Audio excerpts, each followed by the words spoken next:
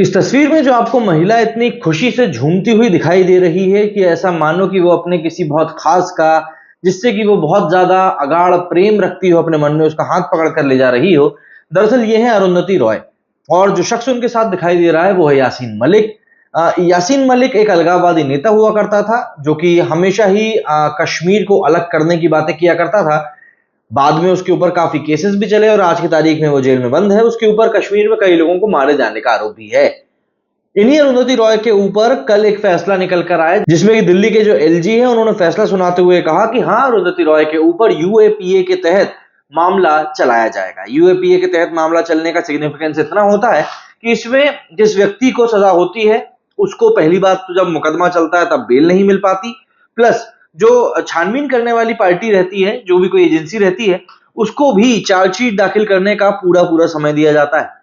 अब लेकिन अरुंधति रॉय के ऊपर ये मुकदमा क्यों चल रहा है? 2010 का जब ये मामला था तो इतना लेट इसके ऊपर क्यों कार्रवाई हो रही है? और कौन कौन लोग अरुंधति रॉय के साथ में दोषी हैं? और आखिर में अरुंधति रॉय ने आखिर ऐसा क्या कहा था जो उनके ऊपर देशद्रोह जैसी चीज का मामला चलाया जा रहा है?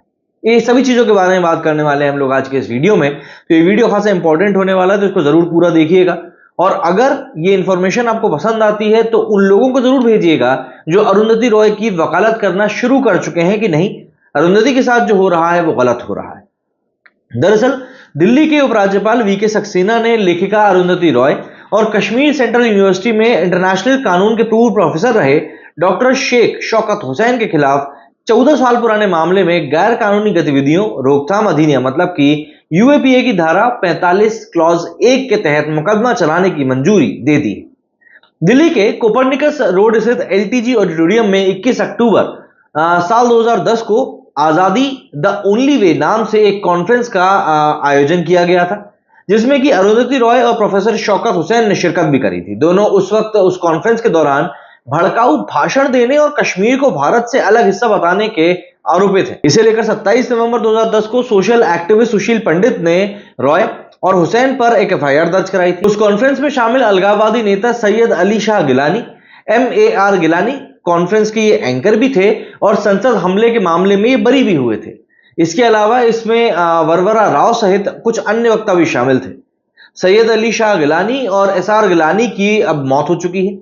दिल्ली पुलिस ने अरुंधति रॉय और शेख शौकत हुसैन के खिलाफ भारतीय दंड संहिता की धाराओं 124A, 153A, 153B, 504, 505 और यूएपीए की धारा 13 के तहत मुकदमा चलाने के लिए उपराज्यपाल से अनुमति मांगी थी। दिल्ली एलजी ने पिछले साल अक्टूबर में केवल आईपीएस धाराओं के तहत दोनों के खिलाफ मुकदमा चलाने की मंजूरी दी थी। अब उन्होंने यूएपीए के तहत भी दोनों के खिलाफ मुकदमा चलाने की मंजूरी दे दी। तो ऐसे में सवाल ये उठता है कि भाई अरुंधति और हुसैन पर एफआईआर में आखिर आरोप क्या लगे? तो देखिए, यूएपी की धारा 13 में किसी भी गैरकानूनी गतिविधि को उकसाने या फिर किसी को गलत काम करने के लिए प्रेरित करने या फिर उसकी वकालत करने के लिए अधिकतम 7 साल की सजा का प्रावधान है। अगर हम बात करें भारतीय दंड संहिता की धारा 124A, ये राजद्रोह की है। 153A धर्म, नस्ल, जन्म स्थान, निवास या किसी की लैंग्वेज के आधार पर विभिन्न समुदायों में वैमनस्यता बढ़ाने का आरोप या फिर सद्भावना बिगाड़ने के आरोप से संबंधित है। जबकि बात करें 153B की, तो ये राष्ट्र की संप्रभुता को नुकसान पहुंचाने से संबंधित है।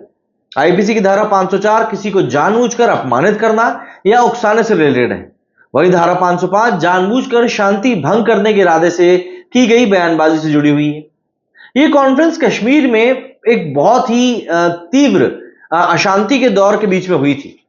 तुफैल अहमद मट्टू नाम के 17 साल के लड़के की आंसू गैस के गोले से चोटिल होने के कारण मृत्यु हो गई थी, जिसे लेकर घाटी में काफी ज्यादा उग्र प्रदर्शन किया गया था और उस समय पर ही ये कॉन्फ्रेंस का आयोजन किया गया था। और ये पूरी कॉन्फ्रेंस जिस कमेटी ने ऑर्गेनाइज करी थी उसका नाम था committee for the release of political prisoners. अब ऐसे में सवाल ये उठता है कि आखिर अरुंधति रॉय ने ऐसा कौन सा बयान दिया जिसको लेकर अरुंधति के ऊपर कार्रवाई की गई है? तो देखिए, ये जो मामला है ये साल 2010 से जुड़ा है। अरुंधति रॉय और डॉक्टर शेख शौकत हुसैन ने 21 अक्टूबर 2010 को एलटीजी ऑडिटोरियम कोपरनिकस मार्ग नई दिल्ली में आजादी द ओनली वे बैनर तले एक जो सम्मेलन ऑर्गेनाइज हुआ था उसमें कथित तौर पर इस तरह के भाषण दिए थे। सम्मेलन में जिन मुद्दों पर बात करी गई थी और बात बताई गई थी उसमें कश्मीर को भारत से अलग करने का प्रचार भी किया गया था। सम्मेलन में भाषण देने वालों में सैयद अली शाह गिलानी, MAR गिलानी, इनके ऊपर संसद मामले के आरोप में भी आरोप लगे थे, बाद में बरी कर दिए गए थे। अरुंधति रॉय, डॉक्टर शेख शौकत हुसैन और अर्बन नक्सल वरवर राव भी शामिल थे। आरोप है कि गिलानी और अरुंधति रॉय ने इसका पूरी मजबूती के साथ प्रचार किया था कि कश्मीर कभी भी भारत का हिस्सा नहीं रहा और उस पर भारत के सशस्त्र बलों ने जबरन कब्जा कर लिया है। उन्होंने कहा था कि जम्मू कश्मीर राज्य को भारत से आजादी दिलाने का हर एक संभव प्रयास किया जाना चाहिए। इस पूरे सम्मेलन की शिकायतकर्ता की ओर से रिकॉर्डिंग भी करी गई थी, जो कि उपलब्ध भी करवाई गई थी CD/DVD के तौर पर। 2017 में CD/DVD की भी जांच करी गई और उसमें भी पाया गया कि हाँ, इस फुटेज में कोई छेड़खानी नहीं करी गई है और जो भी कुछ आरोप लगाए जा रहे हैं वो आरोप भी पूरी तरीके से सिद्ध होते हैं। इस मामले की शिकायत सुशील पंडित की ओर से कोर्ट में 28 अक्टूबर 2010 को करी गई थी, जिसके बाद कोर्ट ने 27 नवंबर को FIR दर्ज करने के निर्देश दिए थे। शिकायत के एक महीने बाद 29 नवंबर 2010 को सुशील पंडित की शिकायत पर मामला दर्ज भी हुआ था। अरुंधति रॉय के बारे में अगर बात करें तो एक जानी मानी लेखिका है। उनकी लिखी किताब the God of small things को 97 में बुकर प्राइज मिल चुका है। इस किताब के लिए उस समय 97 में इनको करीब 1 पाउंड यूरोज मिले थे, मतलब आप ये मान सकते हैं करीब करीब 8 करोड़ रुपए उनको तब मिले थे। इसके बाद ये उनका एक पहला उपन्यास भी था और बुकर प्राइज जीतने वाली वो समय की पहली भारतीय महिला भी थी। टाइम मैगजीन ने 2014 में अरुंधति रॉय को दुनिया की 100 सबसे ज्यादा प्रभावशाली लोगों की अपनी सूची में जगह भी दी थी। दुनिया के प्रमुख समाचार पत्रों और पत्रिकाओं में सामाजिक और राजनीतिक मुद्दों पर इनके लेख प्रकाशित होते ही रहते हैं। सितंबर 2023 में उन्हें 2021 में प्रकाशित उनके निबंध संग्रह आजादी के लिए 45वें यूरोपियन डे लासाई लाइफ टाइम अचीवमेंट अवार्ड से सम्मानित भी किया गया था। कश्मीर और भारतीय सेना को लेकर उनके बयानों पर हमेशा ही विवाद खड़ा होता रहता है। वो मेधा पाटकर के साथ गुजरात में नर्मदा नदी पर बने सरदार सरोवर डैम प्रोजेक्ट के खिलाफ अभियान में शामिल भी रही थी। अब ऐसे में जान लेते हैं कि इतनी बड़ी जानी मानी हस्ती के ऊपर अगर UAPA का मामला लग रहा है तो UAPA का मामला क्या है। देखिए, UAPA एक्ट जो है वो 1967 में बनी थी। कांग्रेस की अगुवाई वाली संयुक्त प्रगतिशील गठबंधन सरकार ने 2008 और 2012 में इसमें संशोधन कर इसे और भी ज्यादा सख्त बनाया। मोदी सरकार ने 2019 में UAPA में संशोधन कर इसके प्रावधानों को और भी कड़ा कर दिया। इस कानून की धारा 15 के मुताबिक भारत की एकता, अखंडता, सुरक्षा, आर्थिक सुरक्षा या संप्रभुता को संकट में डालने या ऐसा करने की पॉसिबिलिटी के इरादे से किया गया कोई भी काम भारत या विदेश में रहते हुए नागरिकों या फिर किसी भी तबके में आतंक फैलाने या ऐसा करने की पॉसिबिलिटी के इरादे से किया गया काम आतंकवादी कृत्य माना जाएगा। इस परिभाषा में धमाकों से लेकर जाली नोटों के कारोबार तक को शामिल किया गया है। ऑल इन ऑल बात यही कि अगर UAPA के तहत किसी के ऊपर मामला दर्ज होता है तो इसका मतलब ये होता है कि भाई उसके ऊपर देशद्रोह का मामला लग गया है। अब फिर आपने कोई छोटी चीज करी हो या बड़ी। अब अरुंधति रॉय की तस्वीर जो हमने सबसे शुरुआत में देखी थी, देखिए वो तस्वीर अपने आप में एक प्रमाण है कि अरुंधति रॉय किस तरह की मानसिकता वाले लोगों के साथ में, किस तरह की विचारधारा वाले लोगों के साथ में उनका उठना बैठना रहा है।